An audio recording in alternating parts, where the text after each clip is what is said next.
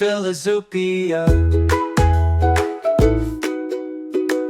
Have you ever felt that the more advanced our thinking gets, the more confusing, maybe even contradictory the world seems? You know, we're always striving for progress, for these new ideas. Yeah, the next big thing. Exactly. But sometimes it feels like we're just spinning our wheels. Or worse, maybe creating entirely new problems, complex ones that just seem impossible to untangle. What if the answer, or maybe part of the answer, to some of our deepest, most nagging issues isn't some brand new cutting-edge idea? What if it's actually something quite old? An old idea. Yeah, surprisingly relevant to today's challenges, including, and this is key for us today, the subtle ways societies and even individuals seem to degrade, to become, well, a little corrupt. That slow creep of things getting worse.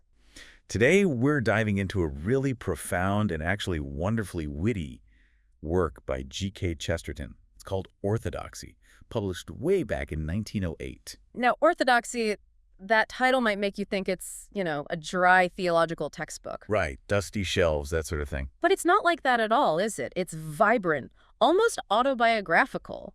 It's Chesterton exploring his own, often surprising, search for truth, and how that search led him to some pretty startling conclusions about sanity, society, and maybe the enduring power of very ancient beliefs. Unexpected conclusions, even for him, it seems. Exactly. So our mission today for you listening is to explore Chesterton's pretty bold argument.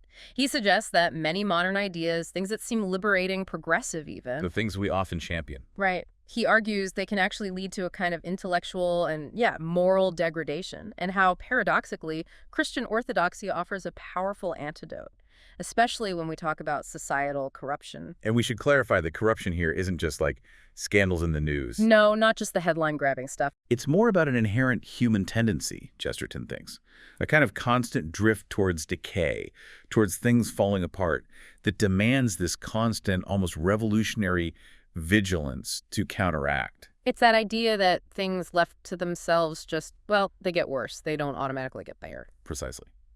Our main source is Gabriel K. Chesterton's Orthodoxy. He wrote it, quite famously, as a direct answer to critics. They'd said his previous book, Heretics, was great at criticizing all the intellectual fads of his time. But didn't offer anything positive in return, just tearing down. Exactly. So in Orthodoxy, he lays out his own journey, his intellectual path, his spiritual path. It's deeply personal. He describes it almost like stumbling through a forest, thinking he's discovering all these brand new truths. His own unique insights. Right. Only to find out that Christian theology had already articulated them perfectly, centuries before. He saw himself living out a riddle, and then discovered, much to his own surprise, that this ancient faith was the complete answer. So less like a sudden conversion, more like a discovery, Ah, a realization. yeah, a journey home, maybe? To a truth he felt he already knew deep down, but didn't realize he knew it. It was quite the surprise for him. Okay. So our ultimate mission today is to really unpack Chesterton's surprising insights. Insights into what true progress looks like, the dangers of reason when it's completely unchecked, and why something that seems old-fashioned or maybe restrictive Like orthodoxy. could actually be the most revolutionary, maybe even liberating force against that slow, creeping degradation of our world, that subtle corruption. So let's jump in. Let's do it. Okay, let's unpack this. Chesterton kicks things off by immediately challenging what a lot of people would just call worldly wisdom, you know, common sense in the secular world. Right. He suggests that people who are thoroughly worldly, totally immersed in just the material, often fundamentally misunderstand the world itself, which is quite a claim. It really is, and he doesn't ease into it. He dives straight into what he calls the neighborhood of the madhouse. It's a striking opening, isn't it? He's definitely not pulling any punches here. He certainly isn't. It's a brilliant way to start, quite provocative. It's designed to grab your attention right away and, frankly, flip your assumptions upside down. So this lunatic asylum analogy, what's the core point he's making about modern thought? Well, he uses it to illustrate something profound about sanity itself. He tells this story, this memorable conversation he had with a, prosperous publisher, a successful guy. Okay. And this publisher is confidently praising self-belief, saying it's the ultimate key to success. Just believe in yourself. Which sounds completely normal, right? We hear that all the time. Exactly. But Chesterton's reply is classic Chesterton, almost shocking in how direct it is. He says, "The men who really believe in themselves are all in lunatic asylums." Wow. Okay, that definitely feels countercultural, especially today. We're constantly bombarded with messages about believe in yourself, manifest your destiny. Self-help everywhere. Right, so how does Chesterton square that with, healthy self-esteem or even just basic ambition? Because he's not just saying complete self-confidence is a sin, which is, a traditional view. He's calling it a fundamental weakness. He labels it hysterical and superstitious. That's strong language. It is, and that's where the madhouse analogy really comes into play. He specifically mentions the Hanwell. Omnibus Hanwell was a real, quite notorious asylum in London then. Okay, so it wasn't just a random example. No, it was a very real, visceral symbol for his readers. He's arguing that the kind of absolute conviction, that unwavering certainty we often praise as self-belief, if it's totally unchecked, unbalanced, it can actually lead to the exact kind of rigid, disconnected thinking you'd find in a mental institution. So how does that work? How does self-belief lead to that? Think about it this way. Lunatics, he argues, aren't characterized by a lack of reason. Quite the opposite. They often have an excess of it, but it's a narrow reason. They possess this horrible clarity of detail, connecting everything within an overly elaborate, super constrained, and ultimately very small map of reality. Right. So they've lost everything except their reason. That's his point. Their reason is still working, maybe even working overtime perfectly, Yeah. but it's moving in this incredibly narrow circle. Their reason might seem expansive, exhaustive within its own limits, but their common sense, their connection to broader reality, is severely contracted, shrunken. And he gives those vivid examples, almost disturbing ones, like the man convinced he's tangled up in some huge conspiracy. Yes, the conspiracy theorist. His explanation, within its own twisted logic, is flawless, unanswerable even. He can connect every little detail into this intricate web. But it leaves so much out. It leaves out a great deal, as Chesterton says. It leaves out normal human experience, common sense, the bigger picture. It becomes this self-contained, undeniable, yet totally false little world. Or the man who genuinely believes he's the rightful king of England. Right. Logically, within his own strange framework, you might not be able to disprove it easily, but it completely ignores the vastness of reality that everyone else sees. And the saddest one, perhaps, the man who thinks he's Jesus Christ. Yes, and Chesterton observes his world becomes so small, his heaven is tiny, his angels are no bigger than butterflies. It's this spiritual contraction, Chesterton says, that's the most unmistakable mark of madness. That's such a powerful reversal of how we usually think about it. We often associate madness with wild imagination, right? Losing touch with logic. Exactly. But Chesterton insists it's not imagination that breeds insanity, it's reason itself when isolated. He makes this provocative claim. Poets, he argues, are generally sane. They're full of expansive thought, open to the vastness of experience. Well, mathematicians and cashiers, people dealing with strict logic and numbers, are more prone to madness, he suggests. Because reason, when it's working alone, tries to make the infinite finite. It tries to cram the whole universe into its neat little logical boxes. Eventually, its head just splits. It's like trying to pour the ocean into a teacup. It just doesn't fit. Okay, so connecting this directly to this idea of societal degradation, or maybe intellectual degradation, Chesterton then makes this incredibly sharp observation. He says he hears this unmistakable mood or note from Hanwell. From the asylum. In half the chairs of science and seats of learning today. That's a pretty strong accusation against the intellectual world of his time, and maybe ours too. It's a very strong accusation. He's essentially saying that many modern thinkers, like the lunatics in his analogy, possess this dangerous combination, an expansive and exhaustive reason. They can build these incredibly detailed systems, but coupled with a contracted common sense. So they take one single idea, one thin explanation, and they stretch it really, really far. They develop it into an elaborate system, maybe a single, all-encompassing ideology that explains everything. But ultimately, he says, the pattern, however stretched, remains small, it's restrictive, and it becomes disconnected from the messy, complex fullness of reality. That feels incredibly relevant today, doesn't it? You think about online echo chambers or how hyper-specialization can sometimes make brilliant people miss really obvious truths just outside their narrow field. Absolutely. Yeah. Chesterton is warning us, I think, that this kind of intellectual tunnel vision, even if it feels incredibly logical and coherent within its own boundaries, can lead to a sort of collective madness, a subtle degradation of our shared understanding, our shared common sense. Wow. Okay, so that's a profound critique of unchecked reason. It just cuts right to the core of intellectual arrogance, doesn't it? It really does. And if unchecked reason divorced from common sense in a wider view, leads to this kind of intellectual madness and societal contraction. Right. Well, that sets the stage perfectly for his next big argument. What happens when even virtues themselves get unleashed from a broader integrated framework? What happens when good things, good intentions, lose their proper context? Ah, right. This is where it gets really interesting, I think.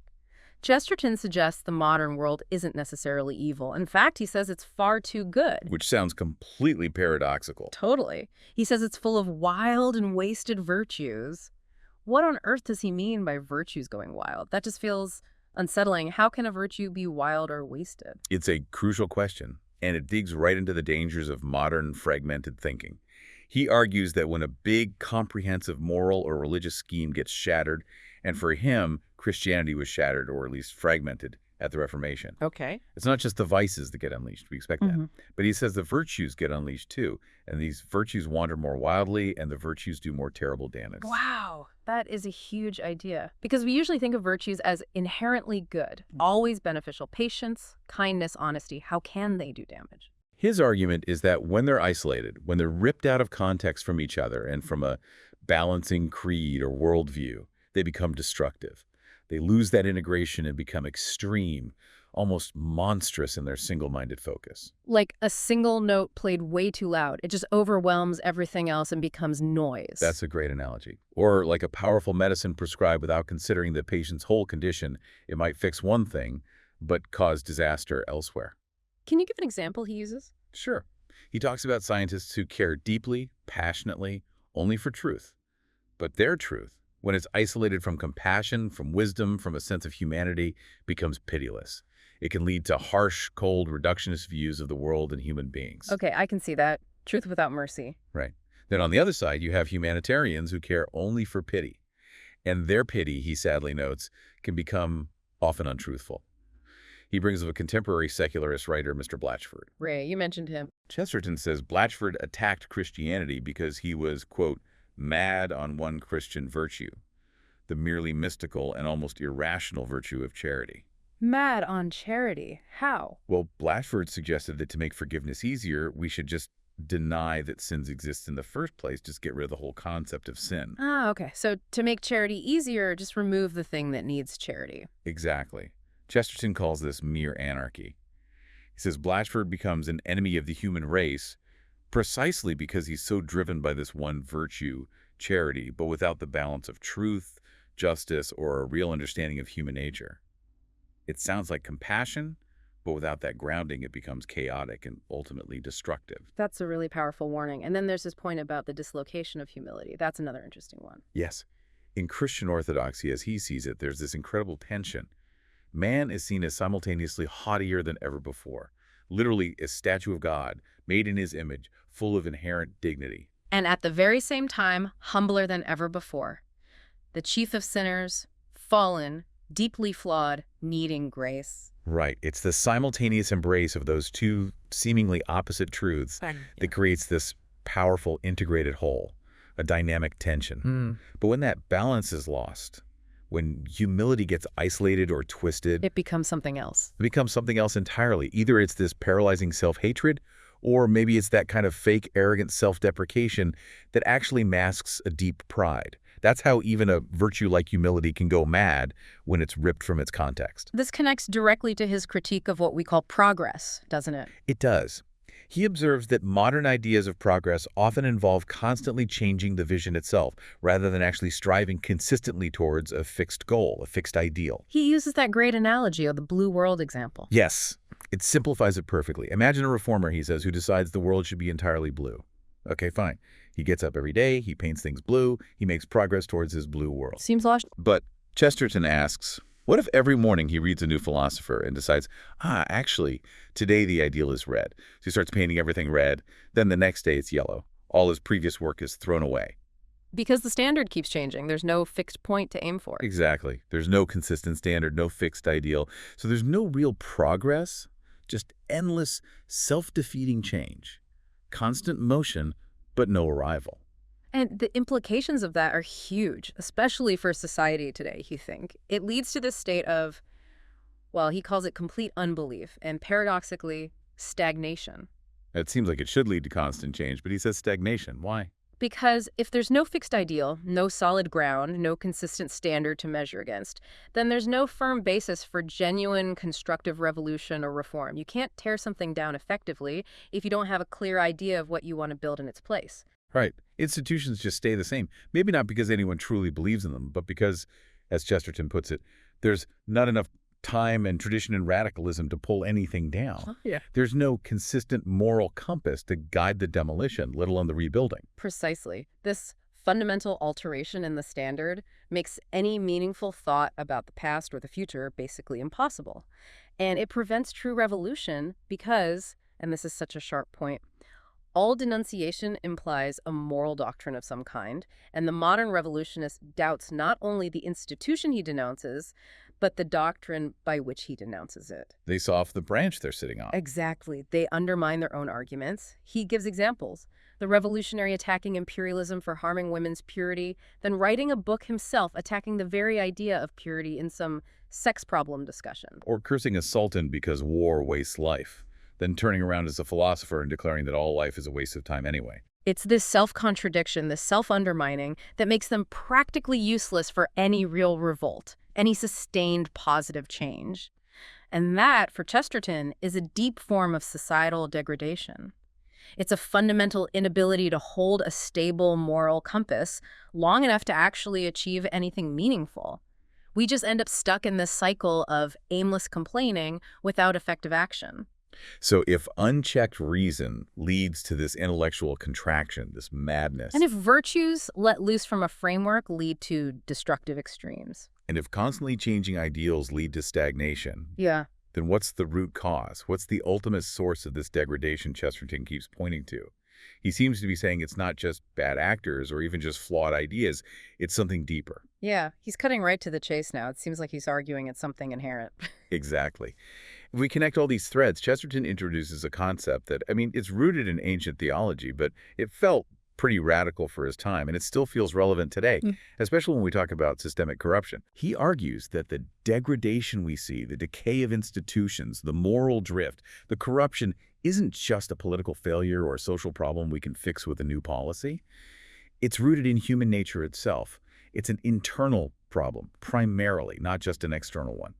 You're talking about his argument for the inherent corruption of things. That line is so provocative. The corruption in things is not only the best argument for being progressive, it is also the only argument against being conservative. That hits both sides pretty hard. It does, doesn't it? Yeah. Classic Chestertonian paradox again. And to make this concrete, he uses the brilliant white post analogy. It's so simple, so vivid. Remind us of that one. He says, if you leave a white post alone, it will soon be a black post. Makes sense, right? Dirt, weather, decay. If you particularly want it to be white, you must be always painting it again. That is, you must be always having a revolution. Wow. So revolution here means constant effort, constant renewal. Exactly. It's not just a metaphor for fence posts. It speaks to this natural, constant drift towards decay in everything, especially human institutions, human societies, even our own characters. Things don't just stay good or pristine on their own. They degrade. They tend towards disorder. So if you want to preserve something good, a value, an institution, a relationship, you have to constantly fight for it, constantly renew it. You can't just set it up and assume it'll stay that way. That's precisely the point. You can't just set it and forget it. Yeah. That leads inevitably to decay. This means societal corruption in its various forms isn't some strange anomaly. It's the natural tendency if things aren't actively, constantly guarded and renewed. So when he says human institutions grow old with horrible rapidity. Yeah, he's pointing out that tyrannies are often new tyrannies. They emerge quickly, often from systems that were supposed to guarantee public liberties. Power corrupts, and it does so quickly if vigilance slips. He gives historical examples, doesn't he? He does. Queen Elizabeth's monarchy in England initially adored, a symbol of national unity, but it rapidly paved the way for the perceived tyranny of Charles I. Or the French monarchy, once seen as divinely ordained. Led eventually to Louis XVI, who was guillotined by his own people when that adoration curdled into resentment. But it's not just about monarchs. No, he brings it closer to his time and ours.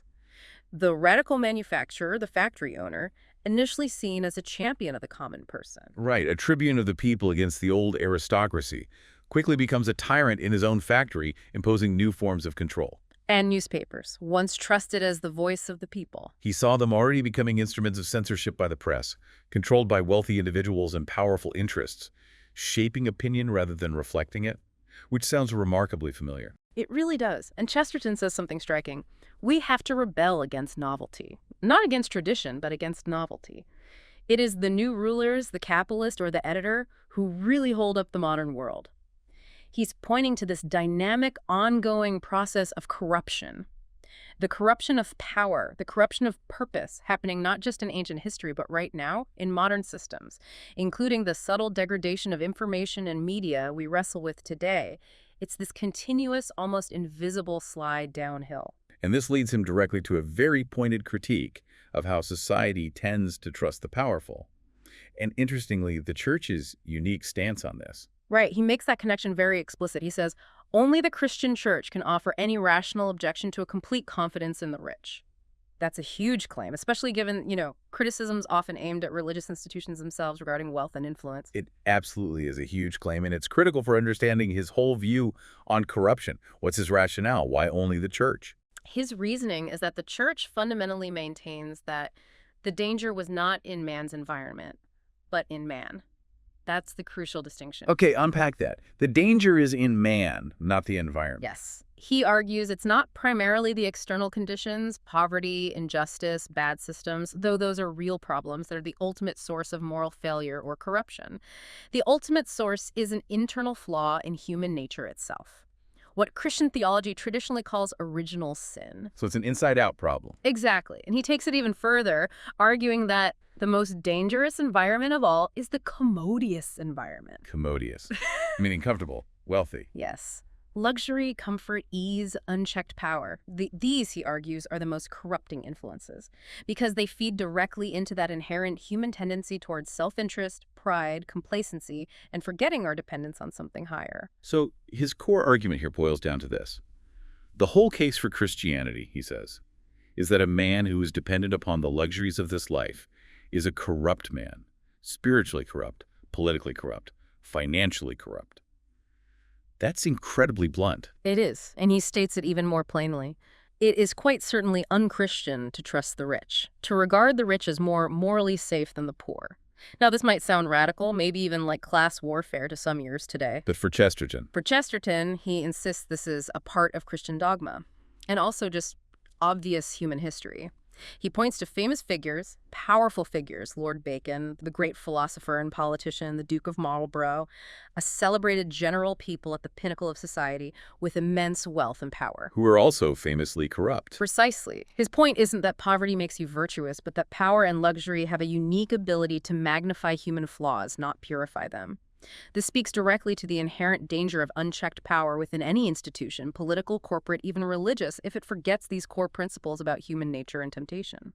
And this connects to that fascinating nolo episcopari paradox he mentions. Ah, yes, tell us about that. It's a great illustration. Well, there was this idea, pushed by the essayist Thomas Carlyle, a very sort of modern idea, that the man should rule who feels that he can rule.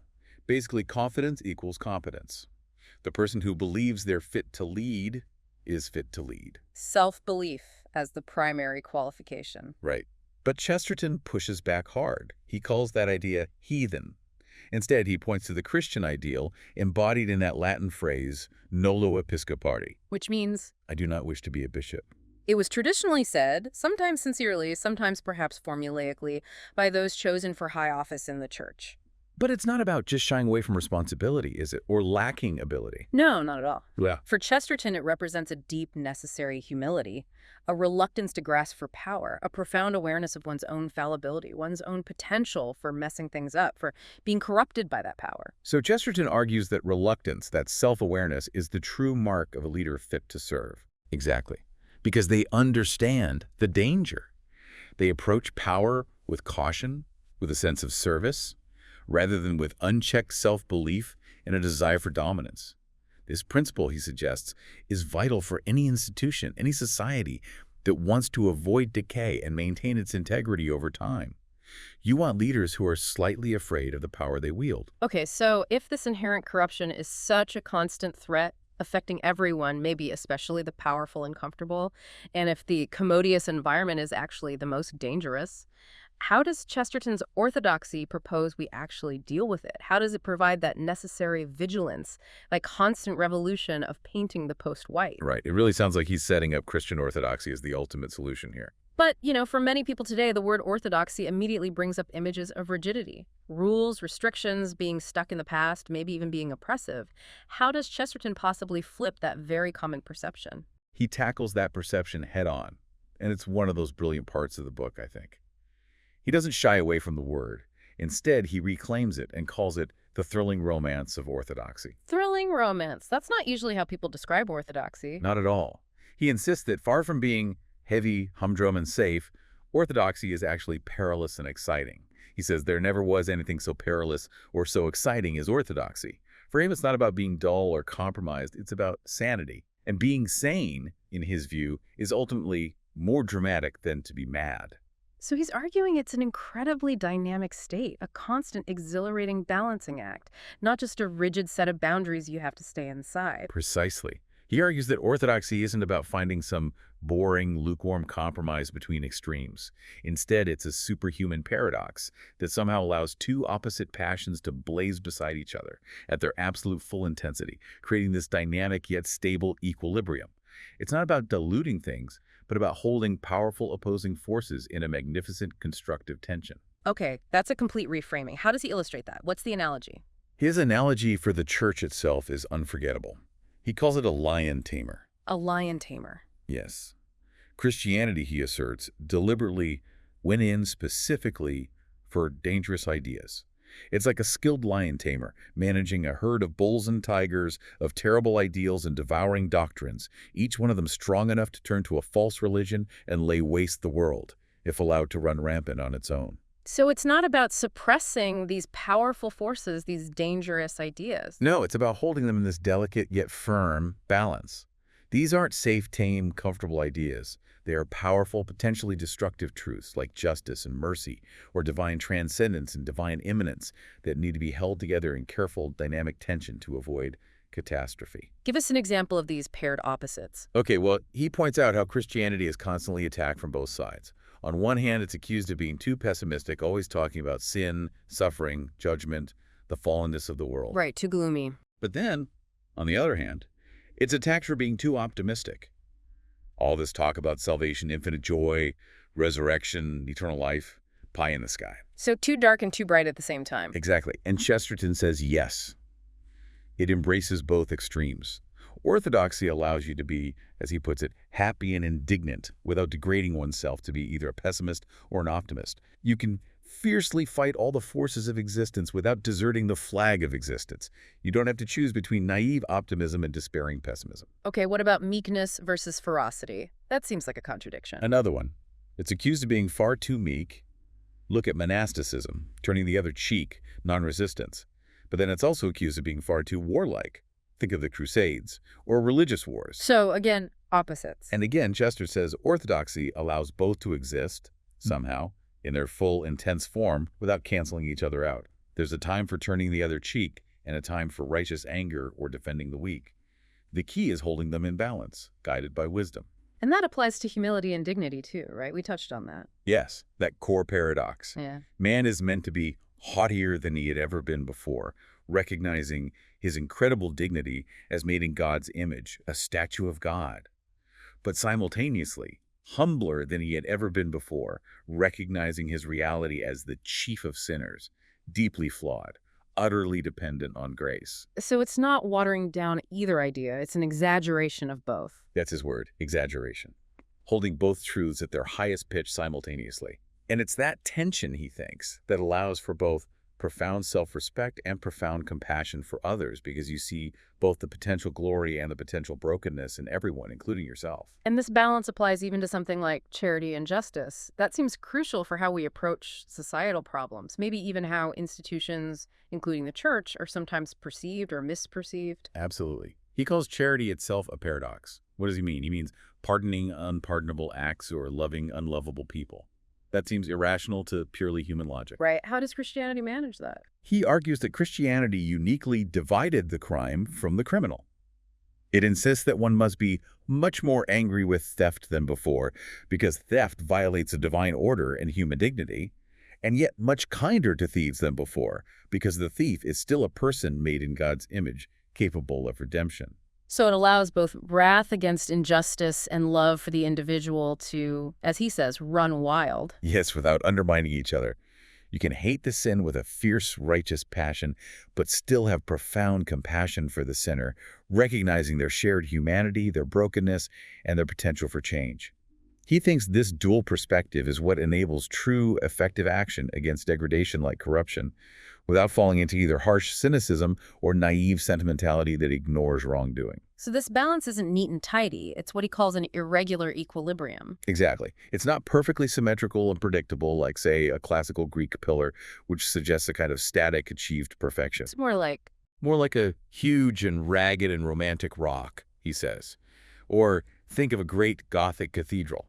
All those columns are different heights and thicknesses, the gargoyles are asymmetric, everything seems almost accidental. but it all works together. It all holds together. Columns are all different, but they were all necessary. Every apparent accident, every asymmetry actually balances something else, creating this robust, enduring, dynamic structure that's far more resilient and maybe more beautiful than any forced, sterile uniformity. He uses that example of Thomas Becket, the Archbishop of Canterbury. Yes, famously wearing a rough hair shirt, a sign of extreme personal asceticism and humility, hidden underneath his magnificent gold and crimson liturgical vestments. So the inner reality and the outer symbol. Right. Becket got the spiritual benefit of his private self-denial, while the people got the public, artistic, and symbolic benefit of the beauty and grandeur representing their church's dignity. Chesterton argues this is far better, far more honest than the modern millionaire who wears plain black and drab outwardly to appear humble or modest. But inwardly keeps gold next his heart, clinging to wealth and power privately. Exactly. It's a powerful metaphor for the kind of hypocrisy and hidden corruption that can easily creep into modern life and modern institutions when that internal-external balance is lost. And he even extends this idea of balanced tension to politics. European unity versus nations. He does. He paints this romantic picture. Because a man prayed and fasted in the northern snows, flowers were flung at festivals in southern cities. This underlying spiritual unity, he felt, allowed Europe historically to be a kind of unity, yet also break into distinct individual nations. Each nation with its own character, its own particular strengths, even its own excesses, its own national virtues potentially going wild, could contribute to a larger balanced whole. The absurdity called Germany, he writes provocatively, shall correct the insanity called France. Meaning each culture's perspective keeps the others in check. Yes, preventing any one extreme national tendency from dominating and overwhelming the others. It's unity through balanced diversity, not imposed uniformity. Okay, this really brings us to the role of dogma then, those specific beliefs. He talks about the monstrous wars over small points of theology. How does he justify those? They seem like the opposite of balance. Well, he acknowledges they seem monstrous, but he argues they were about only a matter of an inch. But an inch is everything when you are balancing. An inch is everything, like on a tightrope. Exactly. If you're balancing precariously, a tiny shift can mean disaster. He implies that huge blunders might be made in human happiness if even a small mistake were made in doctrine. Those dogmas, those precise theological points, are like strict limits, but not primarily to restrict freedom. They exist, he says, even in order that man might enjoy general human liberties. So the rules enable freedom. That's his argument. The church, he says, had to be careful, if only that the world might be careless. The precision of doctrine, the seemingly small points, aren't about being needlessly restrictive. They're about maintaining that crucial, delicate balance necessary for true freedom, true sanity, and true human flourishing to even be possible. They prevent the degradation that inevitably comes from a lack of clear principles, from the unchecked wanderings of those individual virtues or powerful ideas. It's the tightrope walker's pole. It looks like a restriction, but it's actually what enables the dizzying freedom of the walk across the chasm. Okay. So if this dynamic balance, this thrilling romance of orthodoxy, is the key to combating that degradation, that inherent corruption, why do you have to embrace the whole package of orthodoxy? Why can't you just pick out the good bits? You know, take the kernel of common sense, as he puts it, and leave behind the hard nut of the absolute dogmas, the miracles, the difficult stuff.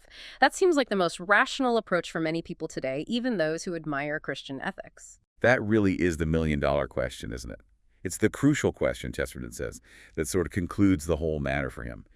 And his answer goes right to the heart of his entire argument. And his answer is? He argues that trying to just extract the good bits is fundamentally misunderstanding what Christianity is.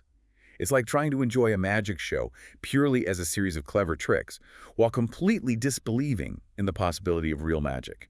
You can admire the skill, sure, but you miss the wonder, you miss the point, you miss the potential deeper reality it might be hinting at. So Christianity isn't just a collection of wise sayings or ethical principles. No. For Chesterton, it's not merely a collection of truths. It is, in his words, a truth-telling thing. It has proven itself, historically and experientially, he believes, to be a truth-telling thing. And here's the key difference he sees. Unlike other philosophies that mostly say the things that plainly seem to be true, things that confirm our existing biases or common sense observations, Christianity has again and again said the thing that does not seem to be true, but is true. Wow, that's a bold assertion itself. That truth often appears counterintuitive or even unattractive at first glance. Very bold. It forces you to think differently about what truth looks like. Can you give us a prime example?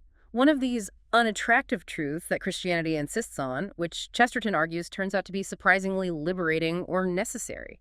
Absolutely. The classic example he uses is the doctrine of original sin. Right. Definitely not a popular idea today. Not at all. Chesterton readily admits it's an obviously unattractive idea. Nobody wants to believe they are inherently flawed or somehow tainted by the failures of distant ancestors. It's certainly not a feel-good philosophy designed to boost self-esteem in a superficial way. Okay, so it's unattractive, but what are its results, according to Chesterton? Paradoxically, he argues, its results are incredibly powerful and positive. Pathos and brotherhood and a thunder of laughter and pity. Why? Because only with original sin, he claims, we can at once pity the beggar and distrust the king. Ah, okay. Unpack that connection. Pity the beggar, distrust the king. This is his deepest point, I think, connecting directly back to societal corruption. It's only when you recognize this inherent human fallibility, this unattractive truth of original sin, that you can have true compassion for the downtrodden, the beggar, the failure. Because you see a shared brokenness, not a fundamental difference in kind between you and them. So it breeds empathy, not condescension. Exactly. And crucially, at the same time, it enables the necessary vigilance, the healthy distrust towards the powerful, the king, the CEO, the bishop. Because you understand that even the most successful, the most elevated individuals are subject to the same inherent flaws, the same temptations towards pride and corruption. You can't be truly empathetic without acknowledging shared brokenness, and you can't be truly vigilant against corruption if you assume anyone, especially those with power within any institution, is somehow inherently immune or morally superior. That makes a lot of sense, especially thinking back to his points about trusting the rich or that nolo episcopari idea. If we don't start with that baseline acknowledgement of inherent human weakness, we're just blind to potential corruption everywhere, including in ourselves and our own institutions. Precisely. He contrasts this robust, realistic view with what he saw as the modern scientific approach to health.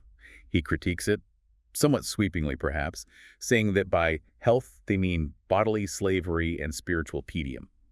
What's he getting at there? Yeah, what does he mean? Bodily slavery, spiritual tedium. He seems to be critiquing a certain kind of modern, hyper-rationalized, purely materialistic pursuit of physical health that reduces the human person to just a machine. Such an approach, he suggests, while aiming for physical well-being, often misses the spiritual dimension and can lead to a dull, uninspired, risk-averse existence, a kind of spiritual tedium. Okay. Whereas Orthodoxy, with its seemingly harsh doctrines, heaven and hell, judgment, the call to rigorous self-discipline and spiritual warfare, it makes us jump by the sudden brink of hell, as he puts it dramatically. It forces us to confront danger, risk, and the ultimate stakes.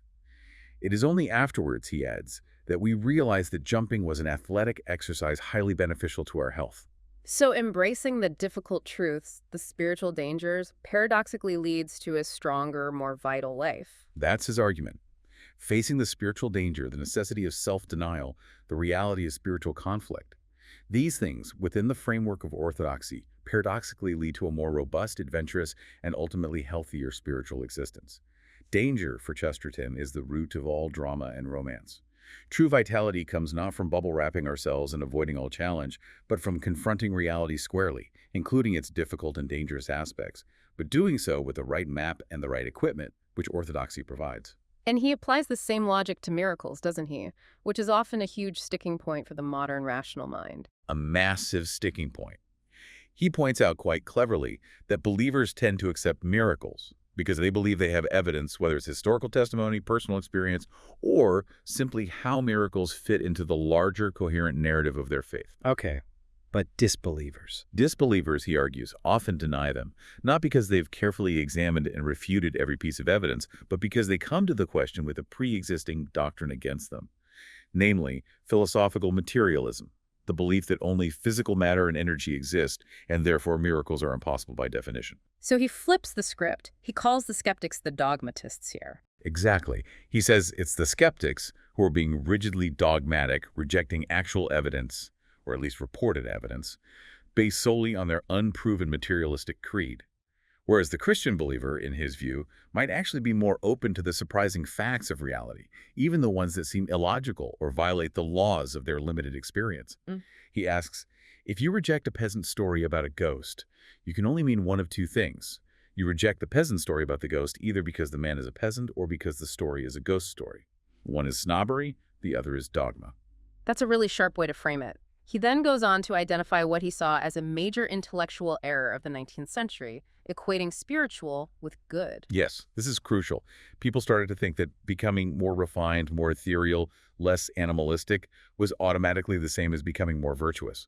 When Darwin's theory of evolution was announced, some religious people feared it would just encourage brute animality. Right, the ape side of human nature. But Chesterton argues it did something far more subtle and dangerous.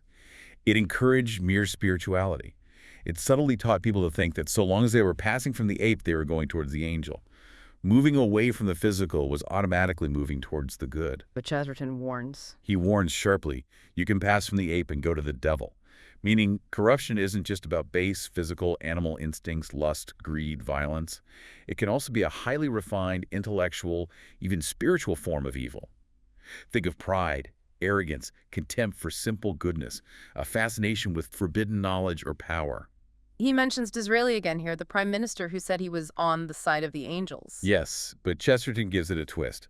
He suggests Disraeli might have been on the side of the fallen angels, characterized by arrogance and mystery and contempt of all obvious good, not just crude animal urges.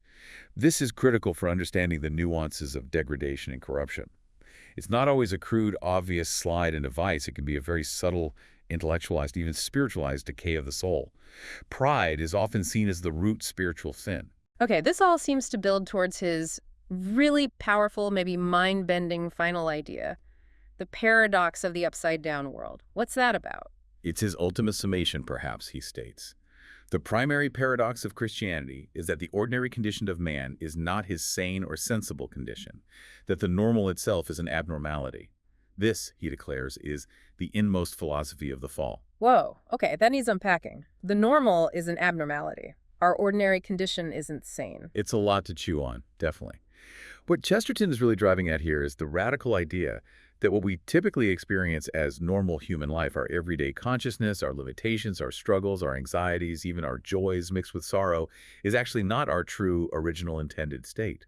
It's an abnormal condition resulting from the fall, from our alienation from God.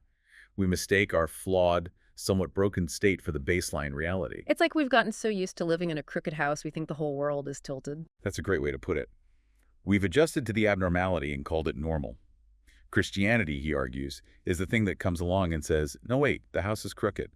You were meant for something straight, something more. It helps us see that the normal human condition is actually out of alignment with what we were truly created for.